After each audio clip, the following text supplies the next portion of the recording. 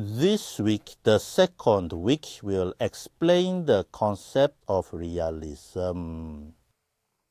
Section 1 explains about Thucydides, the pioneer of realism and an ancient Greek historian, and Machiavelli, a medieval Italian diplomat. In Section 2, we will explain the English political thinker Hobbes from the period of the 30 Years' War.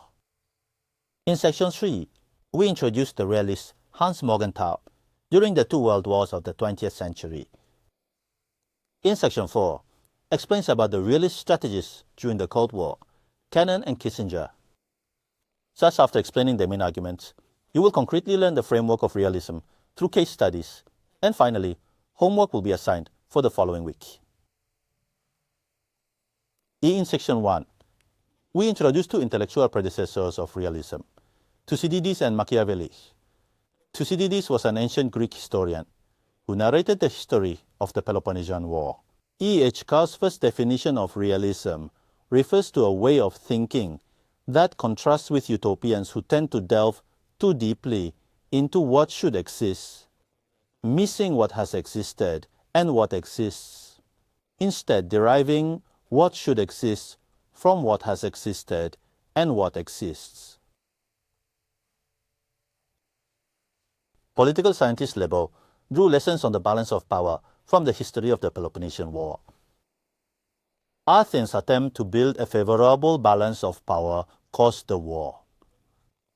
The alliance with Corcyra led to fierce encounters with Corcyra's fleet and the development of a wider war with Sparta. This passage indicates that Athens' attempt triggered the war with Sparta. Thucydides' work is considered a prototype of the tragic vision inherent in realism. The contrast between human nature and crime is a central theme in Greek tragedy and classical realism. In the late 18th century, German intellectuals engaged with tragedy as a model for reconstructing ethics and philosophy. Morgenthau was deeply influenced by this development. This tragic vision was deeply internalized by Morgenthau, the founder of modern realism, as we will see later. The Thucydides trap is a term coined by Graham Allison that refers to the occurrence of a hegemonic war when an established hegemon is challenged by a rising hegemon. As shown in the table, in many cases, a war breaks out between the established and the rising hegemon. Another ancestor of realism is Machiavelli. He was a historian, politician, and diplomat during the Italian Renaissance.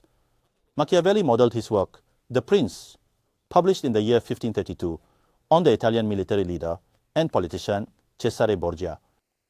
Machiavelli praises securing oneself in a new duchy, winning friends, overcoming with force, being loved and feared by the people, and being followed and protected by soldiers. From this passage, it is evident that Machiavelli strongly believes in the value of victorious friends for changing the old order.